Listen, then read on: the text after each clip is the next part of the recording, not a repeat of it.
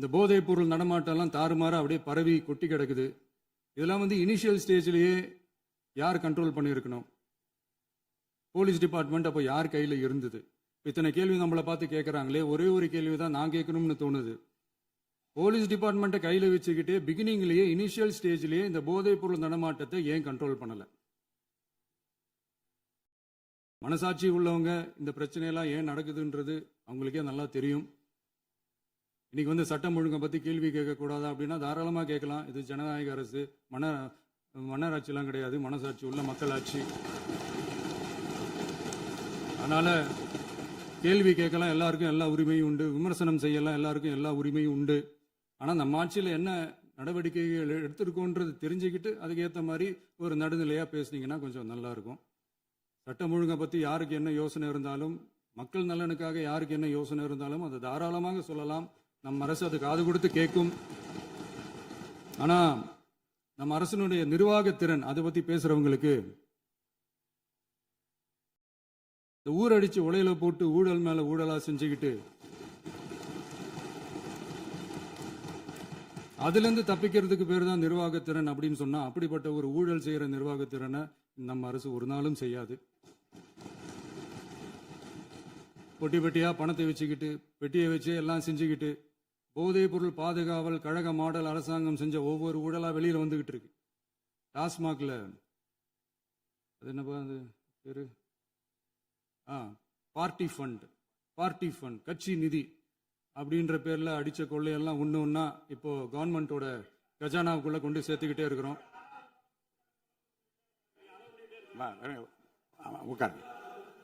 மாண்புமிகு முதல்வர்கள் பதிலுரைக்கு பிறகு முதல்வர் பதிலுரைக்கு பிறகு நேரம் தர அப்ப பேசட்டும், அவங்க பேசட்டும், அவங்கள பேச அனுமதி. உட்காருங்க உட்காருங்க.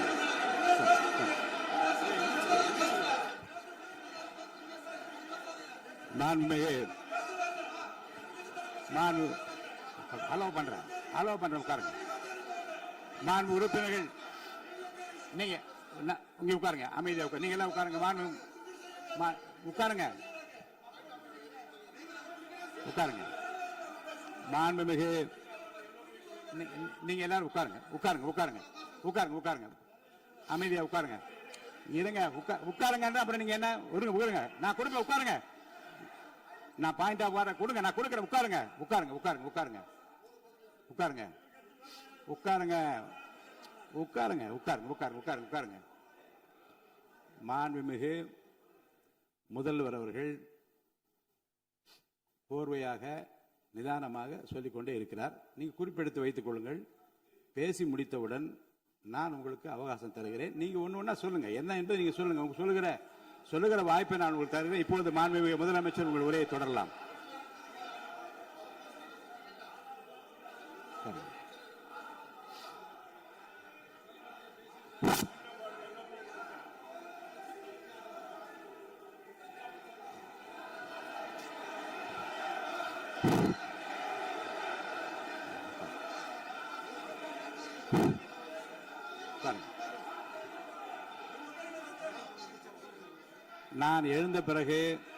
நான் எழுந்த பிறகு உட்கார்றதுதான் முறை. உட்காருங்க எல்லாரும் உட்காருங்க. தேசிய உட்காரு.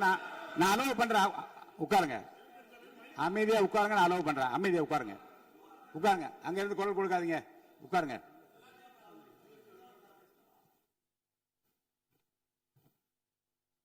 இனிமையான இந்த விவாதத்தில் இதுவரை குறுக்கீடுகள் இல்லாமல்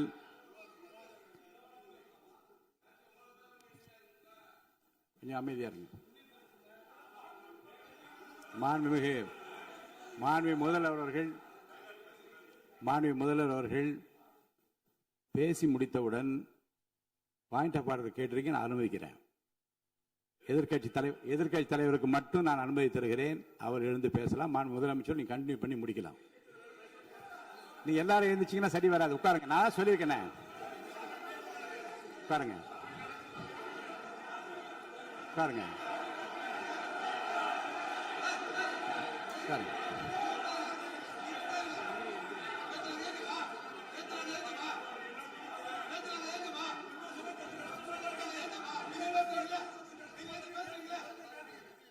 மாண்புமிகு மாண்பு உறுப்பினர் அமைதி காக்க வேண்டும். நேற்று எதிர்க்கட்சித் தலைவர் பேசுகிற போதும் அவர் பேசுகிற எல்லாவற்றுக்கும் நான் அனுமதி அளித்தேன். அதில் பாயிண்ட் ஆஃப் கேளுங்க, அந்த விவாதத்தில் கேளுங்க. இப்போதும் மாண்புமிகு முதலமைச்சர் அவர் பேசி முடித்த பிறகு நான் உங்களுக்கு அதுக்குரிய அவகாசத்தை தருகிறேன். நீங்க கேள்வி கேளுங்க. கேட்கிற உரிமையும் விளக்கத்தை பெற்றுக்கொள்ள உரிமை உங்களுக்கு இருக்கிறது. அதற்கு அவகாசம் நான் தருகிறேன்.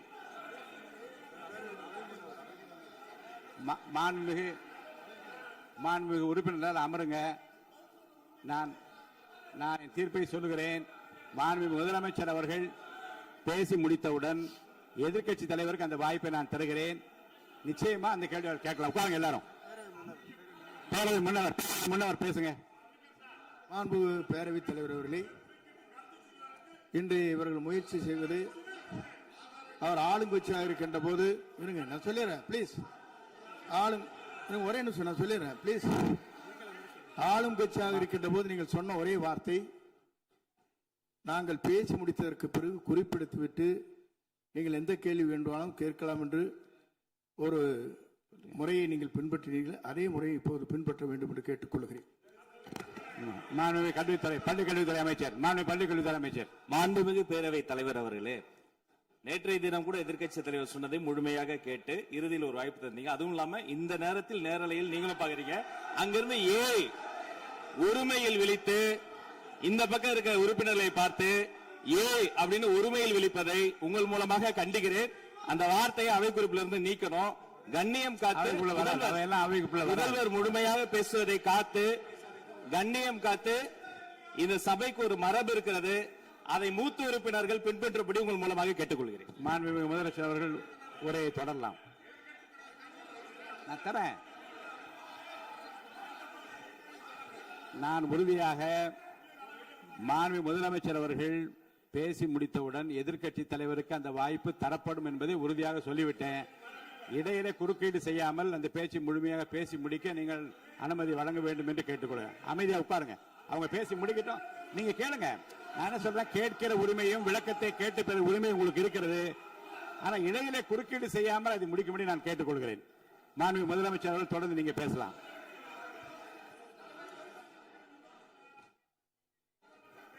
எதிர்க்கட்சி தலைவர் அவர்கள் உங்கள் கட்சியினுடைய உறுப்பினரை அமைதிப்படுத்த வேண்டும் என்று நான் கேட்டுக்கொள்கிறேன். உங்களுக்கு வாய்ப்பு தரவில்லை என்றால் அவர் எழுந்து நிற்பதில் நியாயம் இருக்கு. வாய்ப்பு தரப்போகிறேன். மாண்புமிகு முதலமைச்சர் அவர்கள் பேசி முடித்தவுடன் உங்களுக்கு வாய்ப்பு தரப்படும். அது வரைக்கும் உங்களுடைய உறுப்பினரை அமைதி காக்க நீங்கள் தான் பார்த்துக் கொள்ள வேண்டும். மாண்புமிகு அவை முன்னவர். மாண்புமிகு பேரவைத் தலைவர் அவர்களே, அவர் அப்போது சொன்னது வேறு, இப்போது நடந்து கொள்கிற முறைகள் வேறாக இருக்கிறது. அன்றைக்கு அவர் சொல்லுகிற போது அமைச்சர் அத்தனை பேரும் பேசி முடித்ததற்கு பிறகு உங்களுடைய கருத்துக்கள் ஏதாவது தெரிவிக்கலாம். இப்போது பின்பற்றினால் நன்றாக இருக்கும். நீங்கள் அதற்காகத்தான் சொன்னீர்கள்.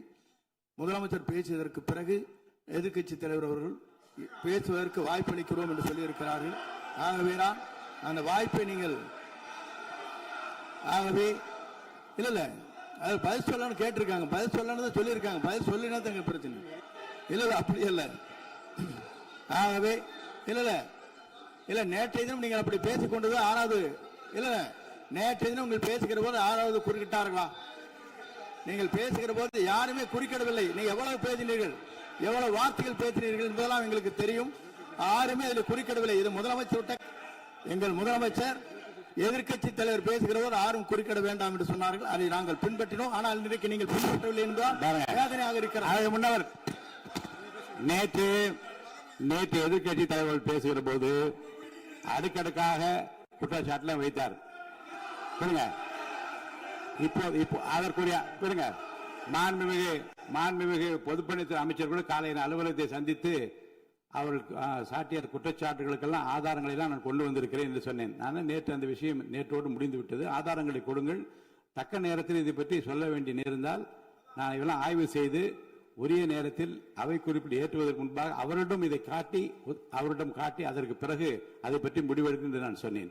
இப்போதும் சொல்லுகிறேன், மாண்பு முதலமைச்சர் அவர்கள் பேசிக் கொண்டிருக்கிறார். பேசி முடிக்கட்டும். எதிர்க்கட்சி தலைவருக்கு உறுதியாக நான் வாய்ப்பு தருவேன். அவர் கேள்விகளை முன்வைக்கலாம், விளக்கங்களை பெறலாம். இப்போதைக்கு பேரவைத் தலைவர் என்ற முறையில் என்னுடைய முடிவு இதுதான். அவையில் இருக்கக்கூடிய உறுப்பினர்கள் அமரும்படி நான் கேட்டுக்கொள்கிறேன். நான் முதலமைச்சர் அவர்கள் பேச வேண்டிய போ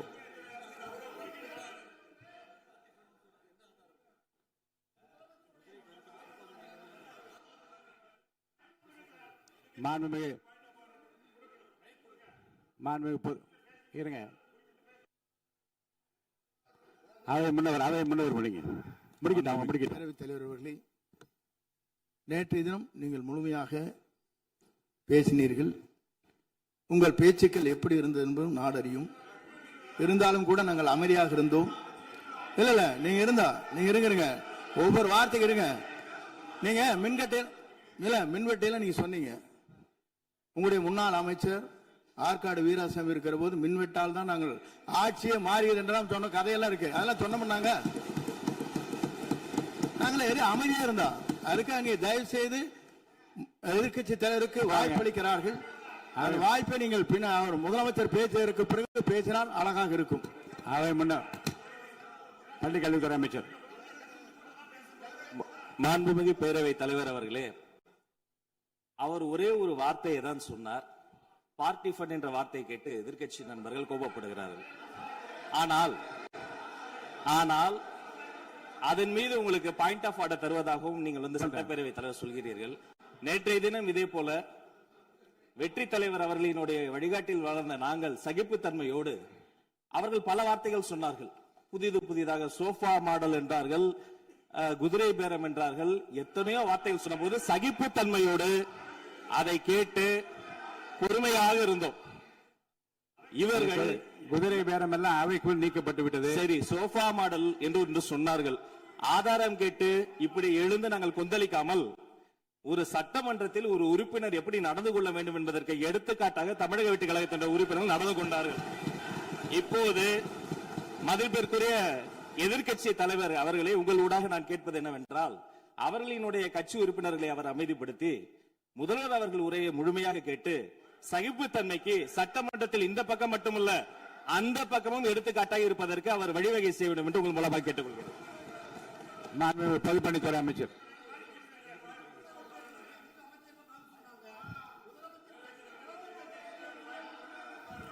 மாண்புமிகு பேரவைத் தலைவர் அவர்களே, திராவிட முன்னேற்ற கழகம் முதல் நாளில் இந்த சபையுடைய மரபையும் பாரம்பரியத்தை பற்றியும் நமக்கு வகுப்பெடுத்தார்கள். அந்த மரபுப்படி எங்களுடைய தலைவருடைய வழியில் இந்த சட்டசபையுடைய நிகழ்வுகளில் நாங்கள் கலந்து கொண்டிருக்கிறோம். நேற்று எதிர்க்கட்சி தலைவர் பேசும் பொழுது எவ்வளவோ வார்த்தைகள் உண்மைக்கு புறம்பாக சட்டத்திற்கு எதிராக ஒரே நிமிஷம் பேசுறேன். சட்டத்திற்காக பேசும் பொழுது நாங்கள் அமைதியாக இருந்தோம். ஒரு 2-3 முறை தான் வந்து அவரு பேசும்போது மினிஸ்டர்கள் நின்னாங்க. ஆனா இன்னைக்கு மாண்புமிகு முதலமைச்சருடைய முதல் உரை, கடந்த 4 நாட்களாக திராவிட முன்னேற்ற கழகம் முதலமைச்சர் ஏன் பேசலன்னு சொல்லிட்டே இருந்தாங்க. இன்னைக்கு பேச ஆரம்பிச்ச உடனே அவர் சொன்ன வார்த்தை பார்ட்டி ஃபண்ட் சொன்னார். எந்த பார்ட்டின்னு சொல்ல. ஆனா அந்த வார்த்தைகள் சொல்லி முடிஞ்ச உடனே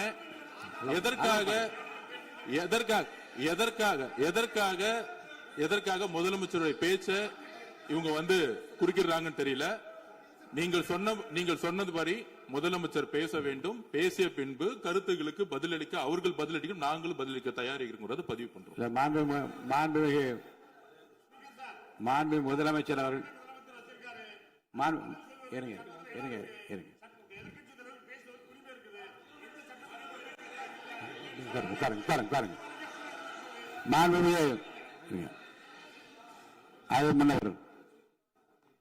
மரபு இருக்கிறது, எப்போது வேணும் பாயிண்ட் ஆஃப் ஆர்டர் இருக்கலாம். இருந்தாலும் கூட நீங்க அந்த மரபை நீங்க கடைபிடிச்சீங்களா உங்க ஆட்சியில? நீங்க முன்னவர் முன்பு எப்படி நடந்தால் என்பதை பற்றியோ முன்பு நடந்த நிகழ்வுகள் பற்றியோ நீங்கள் சொல்லி மீண்டும் இந்த அவையினுடைய மாண்பை குறைக்க வேண்டாம் என்று நான் கேட்டுக்கொள்வது வேண்டாம். இப்போது உள்ள பிரச்சனை, மாண்பு முதலமைச்சர் அவர்கள் தன்னுடைய பேச்சை உறுதி செய்து முடிக்க வேண்டும். அவர் முடித்த பிறகு எதிர்க்கட்சி தலைவருக்கு நான் நிச்சயமாக வாய்ப்பு தருவேன். அவர் கேள்வி கணக்குகளை தொடுக்கலாம், சந்தேகங்களை கேட்கலாம், விளக்கம் தருவதற்கு மாண்பு முதலமைச்சர் அவர்கள் தயாராக இருக்கின்ற அமைதியாக என்னை அமரும்படி நான் கேட்டுக்கொள்கிறேன். இப்போ நான் அனுமதிக்க முடியாது. மாண்பு முதலமைச்சர் உரையை தொடரலாம்.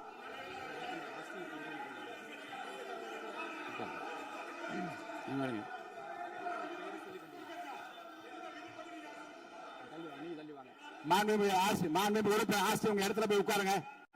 மாண்புமிகு உறுப்பினர் ஆஸ்டின், நீங்க ஒரு மூத்த உறுப்பினர், சபை விதிகளை நன்கு தெரிந்த ஒரு உறுப்பினர், நீங்க போய் இடத்துல உட்காருங்க. முதல்ல மாண்புமிகு முதலமைச்சர் அவர்கள் உரையை தொடரலாம். இப்போது எந்த விதமான பாயிண்ட் ஆஃப் ஆர்டர்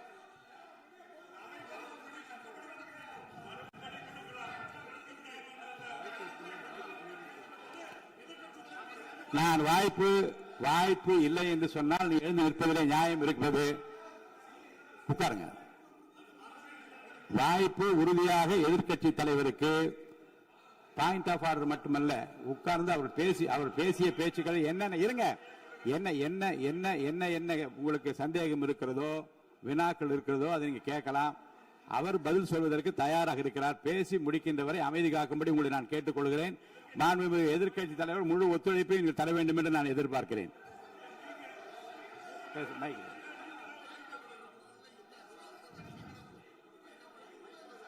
மைக் கொடுங்க. மாண்புமிகு எதிர்க்கட்சி தலைவர், பேரவைத் தலைவர், நீங்க உட்காருங்க. நேற்று நான் பேசும்போது சில அமைச்சர்கள் குறுக்கிட்டு பேசினாங்க, அதற்கு நீங்க அனுமதி கொடுத்தீங்க. அது மாதிரி இன்னைக்கு முதலமைச்சர் பேசும்போது சில வார்த்தைகள், தவறான வார்த்தைகள் பேசுறாரு. அவர் பார்ட்டி ஃபண்ட் அப்படின்னு சொல்லியிருக்கிறாரு. அவர் அமைச்சர் அந்த பார்ட்டி ஃபண்ட் எந்த பார்ட்டின்னு கூட சொல்ல தைரியம் இருந்தா சொல்லுங்க, நாங்க அதெல்லாம் ஃபேஸ் பண்ண தயாரா இருக்கோம். எதையும் ஆதாரத்தோடு எதையும் பேசுங்க. நீங்க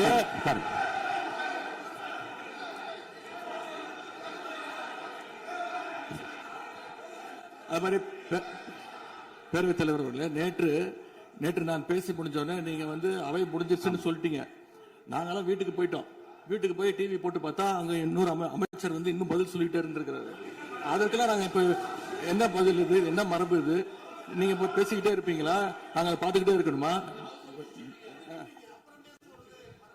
அதே மாதிரி இன்னைக்கு முதலமைச்சர் அவர்கள் பேசும்போது நாங்களும் அமைதியா கேட்டுட்டு தான் இருந்தோம். ஆனா சில கருத்துக்கள் அவர் பேசும்போது அதை நாங்க அனுமதிக்க முடியாது. ஆதாரத்தோடு ஏதாவது பேசணும்னா, குற்றச்சாட்டுகள் சொல்லும் போது ஆதாரத்தோடு சொன்னீங்கன்னா அதை நாங்க ப்ரூவ் பண்றதுக்கு தயாராக இருக்கு. மாண்புமிகு உறுப்பினர் அவர்கள் இருங்க. நேற்று மாண்புமிகு எதிர்க்கட்சி தலைவர்கள் பேசியதும், மாண்புமிகு பொதுப்பணித் தலைவர்கள் பேசியதும் ஆதாரம் இல்லாமல் பேசக்கூடாது என்று நான் சொன்னேன். ஆய்வு செய்து நீக்கப்பட வேண்டியது நீக்கும் என்று சொன்னேன். இப்போது மாண்புமிகு முதல்வர் அவர்கள் பேசி முடிக்கட்டும். நீங்கள் கூறிய கருத்துப்படி அதில் ஆதாரங்கள் இல்லாத குறிப்பாக இருந்தால் அது நீக்குவதற்குரிய உரிமை எனக்கு இருக்கிறது. ஆய்வு செய்து நான் நடவடிக்கை எடுப்பேன். இப்போது மாண்புமிகு முதலமைச்சர் அவர்கள் பேசலாம். இந்த டாஸ்மாக் மாதிரியே பல டிபார்ட்மெண்ட்லயும், மறுபடியும் சொல்றேன், கட்சி நிதின்ற பேர்ல அடிச்ச கொள்ளைய ஒன்னா கவர்மெண்டோட கஜானாக்குள்ளேயே கொண்டு சேர்த்துக்கிட்டே இருக்கிறாங்க. இப்பவும் சொல்றேன், மக்கள் பணத்துல இருந்து ஒரு பைசா கூட தொடமாட்டோம், தொடவும் விடமாட்டோம், தொட்டா விடமாட்டோம், இதுக்கு முன்னாடி தொட்டவங்களையும் விடமாட்டோம்.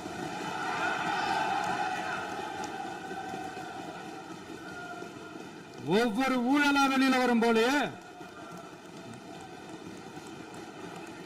ஒவ்வொரு வேஷமா கலைஞ்சிரும் போலயே இங்க இருக்கிற நிறைய பேரு நடுங்கி போய் இதுல நம்ம மேல அவதூறு வேற. இப்ப புதுசா ஒரு வெப்பன் ஒண்ணு கொண்டு வந்திருக்காங்க. அது என்ன தெரியுமா? அவங்க தயவால தான் நம்ம ஆட்சி நடக்குதாம். மக்கள் தயவால இந்த ஆட்சி நடந்துகிட்டு இருக்கு. மனசாட்சி உள்ள சக்திகளோட ஆதரவால இந்த ஆட்சி நடந்துகிட்டு இருக்கு. நாங்க தான் அனுப்பி வச்சோம் அப்படின்றாங்களே. அனுப்பி வச்சவங்களுக்கு மினிஸ்ட்ரியில இடம் கொடுத்தா ஏன் கதறீங்க? ஏன் இவ்வளவு கோவம்? ஏன் இவ்வளவு கதறல்ஸ்? இதுல இன்னொரு முக்கியமான விஷயம், மார்க்சிஸ்ட் கம்யூனிஸ்ட் கட்சி நமக்கு ஆதரவு கொடுத்தது சுயேட்சையா எடுத்த முடிவுன்னு சொல்றாங்க. அதே மாதிரி இந்திய கம்யூனிஸ்ட் கட்சி நமக்கு ஆதரவு கொடுத்தது சுயேட்சையா எடுத்த முடிவுன்னு சொல்றாங்க. இதுல எங்க இருந்து நாங்க தான் அனுப்பி வச்சோம்னா புரியலையே. மக்களுக்கு நல்லா புரியும், எல்லாத்தையும் தெளிவா பார்த்துக்கிட்டு இருக்கிறாங்க.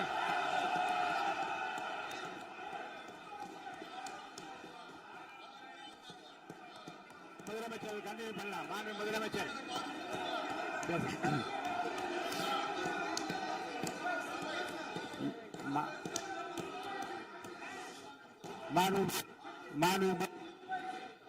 மாண்பு முதலமைச்சர் கண்டினியூ பண்ணலாம். நீ கண்டினியூ பண்ணலாம்.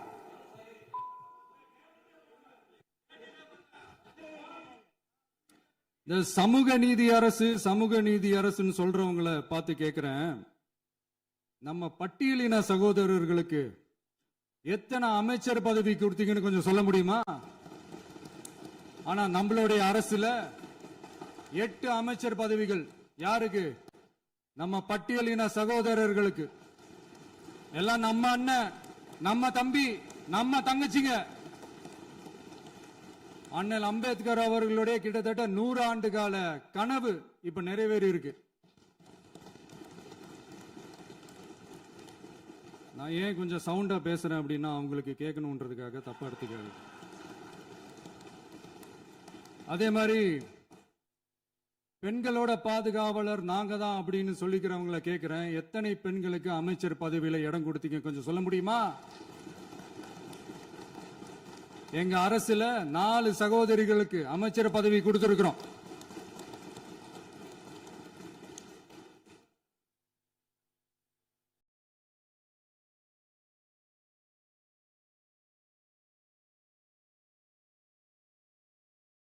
அதனால மக்களால் நிராகரிக்கப்பட்டு மக்களால் அகற்றப்பட்டவங்களுக்கு ஒண்ணு சொல்லிக்கிறோம், தப்பே செய்ய மாட்டோம், ஊழலே செய்ய மாட்டோம், நேர்மையா தான் இருப்போம், நியாயமா தான் இருப்போம் அப்படின்னு சொல்றவங்களால மட்டும்தான் கூட்டணி ஆட்சி அமைக்க முன் வரும். ஆட்சியிலையும் பங்கு, அதிகாரத்திலையும் பங்கு கொடுக்க முன் வரும். ஊழல்லையே ஊறி போனவங்களால இந்த கூட்டணி ஆட்சியோ ஆட்சியிலையும் பங்கு அதிகாரத்திலையும் பங்கு கொடுக்க முன் வராது. மெஜாரிட்டி இருந்தாலும் தரமாட்டாங்க, மெஜாரிட்டி இல்லைனாலும் தரமாட்டாங்க. கேட்டா ரெடிமேடா ஒரு பதில் ஒண்ணு வச்சிருப்பாங்க, கூட்டணி ஆட்சியை மக்கள் விரும்ப மாட்டாங்கன்னு. அதே மக்கள் தான் இப்ப அவங்கள பார்த்து சிரிக்கிறாங்க. நான் பதவி ஏத்த அன்னைக்கு கொஞ்சம் டைம் அவகாசம் கேட்டேன். எதுக்கு கேட்டேன்? நிதி நிலைமைலாம் கொஞ்சம் மோசமா இருக்குது, அதெல்லாம் கொஞ்சம் சரி செஞ்சுக்கிட்டு படிப்படியா கொஞ்சம் கொஞ்சமா நான் கொடுத்த வாக்குறுதிகள்லாம் செயல்படுத்துவேன், அதுக்காக கொஞ்சம் டைம் அவகாசம் கேட்டேன். நான் ஏதோ வேற எதுக்காகவோ வேற யாருக்காகவோ ஏதோ அவகாசம் கேட்ட மாதிரி. அடுத்து இங்க சபையில இல்லாதவங்களை பத்தி பேச வேண்டாம்னு நினைக்கிறேன்.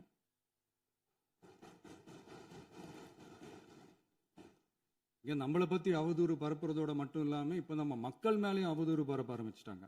மக்கள் நமக்கு ஓட்டு போட்டது தப்பான், குடும்பமா நமக்கு ஆதரிச்சது தப்பான். இது இப்ப இல்ல, நான் சொல்றது எம்ஜிஆர் அவர்கள் காலத்திலிருந்தே. அப்பவே அவர் ஜெயிச்சப்போ அதே மக்களை தப்பா பேசுறது. மக்கள் என்ன பண்ணிட்டாங்க, எம்ஜிஆர் என்ன பண்ணிட்டாரு, எம்ஜிஆர் என்ன இது பண்ணிட்டாரு. 50 வருஷமா ஒரே டெக்னிக்கா.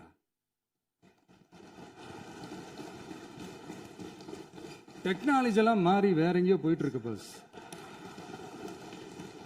இதுல கொஞ்சம் டெக்னிக்காச்சும் கொஞ்சம் மாத்தினா கொஞ்சம் நல்லா இருக்கும்.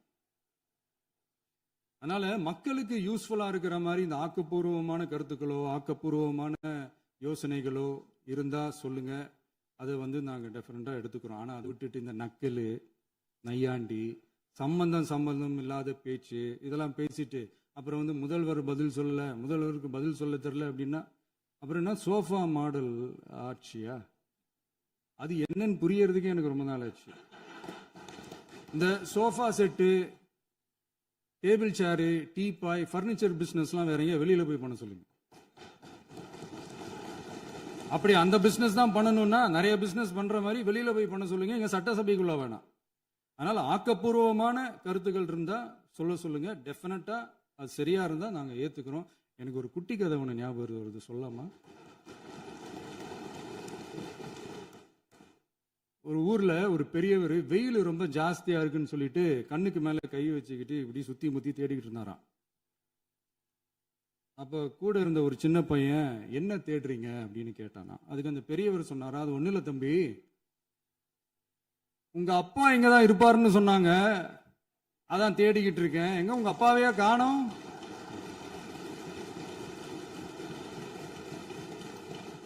இல்ல அந்த எங்களுக்கும் நக்கலா நையாண்டியா சம்பந்தம் இல்லாத குட்டி கதை இதெல்லாம் எங்களுக்கும் பேச தெரியும். அந்த கதையில பெரியவர் அப்படி சொன்னாராம், தப்பா எடுத்துக்காதீங்க. அந்த கதையில பெரியவர் அப்படி கேட்டாராம். அதனால யாரும் இங்க டென்ஷன் ஆக வேணாம். அதனால இன்னொரு இந்த என்னுடைய உரையை முடிக்கிறதுக்கு முன்னாடி போயிட்டாங்க, பேசலாமா? நிறைய உங்க கருத்துக்களை நீங்க முழுமையாக மன நிறைவோடு பேசலாம். டிவியில் பார்ப்போம். சரி, அதான் 5 நிமிஷம் பேசுனதுக்கே கொளத்தூரி இந்த ஆட்டம் அடிச்சு பேசுனா அப்புறம் என்ன பண்றது? கடைசியா நான் இந்த உரையை முடிக்கிறதுக்கு முன்னாடி ஒரு முக்கியமான ஒரு விஷயம் பத்தி சொல்லணும். ஆளுநர் உரை அன்னைக்கு இந்த தமிழ் தாய் வாழ்த்துக்கு அப்புறம் தேசிய கீதம் பாடினது தப்பு, தேசிய கீதம் 2 முறை பாடினது தப்பு, அப்படி ஒரு நிகழ்வு இதுக்கு முன்னாடி இந்த சட்டசபையில நடந்ததே கிடையாது, அந்த மரபே மாத்திட்டீங்க, இப்படி ஒரு பெரிய ஒரு போர் மாதிரி எதிர்கட்சியை சார்ந்தவங்க எல்லாம் சொன்னாங்க இல்லையா? அந்த மாநில உரிமை போராளிகளை, அந்த மரபு காக்கிற உரிமை போராளிகளை ஒரே ஒரு கேள்விதான் கேட்கணும். 2021 ஆகஸ்ட் 2 ஞாபகம் இருக்கா? Centenary celebration of Tamil Nadu legislature. அந்த ஃபங்க்ஷன்ல நம்ம முன்னாள் முதலமைச்சர் கருணாநிதி அவர்களோட கலைஞர் அவர்களுடைய கலைஞர் அவர்களுடைய புகைப்படத்தை மாண்புமிகு குடியரசுத் தலைவர் திறந்து வைக்கிற ஒரு ஃபங்க்ஷன். அந்த ஃபங்க்ஷன்ல national anthem followed by Tamil Thai Vazhthu அப்படின்னு அறிவிச்சது ஞாபகம் இருக்கா? அதாவது தேசிய கீதத்துக்கு அப்புறமா 2வது முறையா, நோட் திஸ் பாயிண்ட் மாண்புமிகு பேரவைத் தலைவர் அவர்களே, பிளீஸ் நோட் திஸ் பாயிண்ட். தேசிய கீதத்துக்கு அப்புறம் 2வது முறையாக தமிழ் தாய் வாழ்த்து பாடப்படும் அப்படின்னு சொன்னது ஞாபகம் இருக்கா? அதுவும் முத்தமிழ் அறிஞர் அப்படின்னு சொல்ற நம்ம கலைஞர் அவர்களுடைய அந்த புகைப்படம் வெளியிட்டு விழாவில் அவர் இருந்த இதே சபையில தமிழ 2வது இடத்துக்கு தள்ளினது யாருன்னு ஞாபகம் இருக்கா? அது மட்டும் இல்ல, அந்த தேசிய கீதத்தை நாட்டுப்பண் நேஷனல் ஆந்தம்னு சொல்லி அதே ஃபங்க்ஷன்ல கடைசியா ஃபங்க்ஷன் முடியும் போது செகண்ட் டைம் தேசிய கீதம் பாடினதும் ஞாபகம் இருக்கா? இதே அவையில் தான், அது அவை குறிப்பிலும் இருக்கிறது, இதே அவையில் தான் நடைபெற்றது. இந்த தக்க நேரத்தில் இந்த ஆதாரங்களை அளித்த மாண்பு முதல்வர்களுக்கு நன்றியை தெரிவித்துக் கொள்கிறேன். டவுட் இருந்தா இந்த புக்கை பார்த்து தெரிஞ்சுக்கலாம். அதனால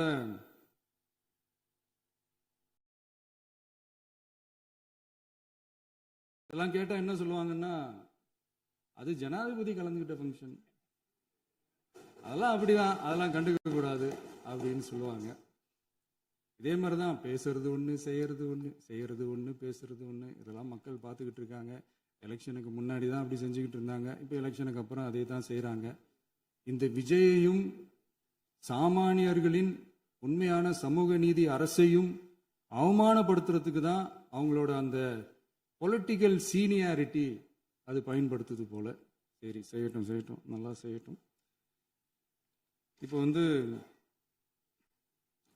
ஆனாலும் நம்மளுடைய மாநில உரிமை, மொழி உரிமை, உத்தம உத்தரர் போல வேஷம் போடுற எதிர்கட்சிக்கு ஒன்றை மட்டும் ஆணித்தரமாக சொல்றோம்.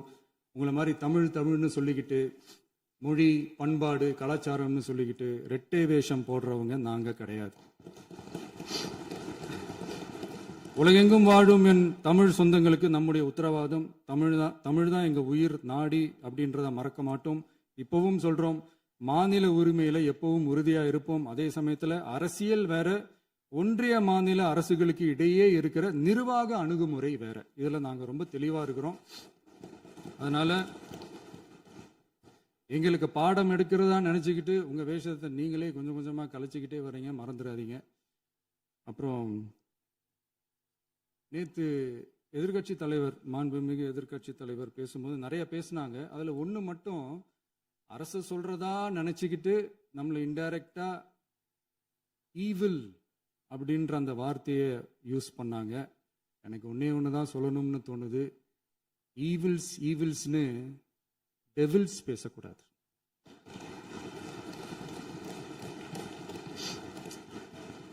அவங்க இருந்திருந்தா ஒரு ஆக்ஷன் பண்ணணும்னு எனக்கு தோணுச்சு. எல்லாரும் போயிட்டாங்க. பர்மிஷன் பண்ணலாமா? இப்பவும் பண்ணலாம், ஒன்றும் தப்பு இல்லை.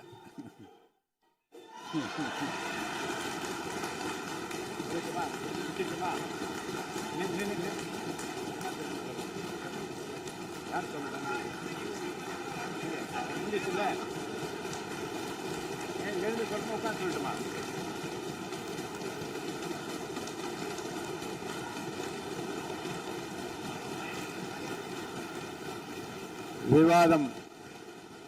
விவாதம் முடிவுற்றது.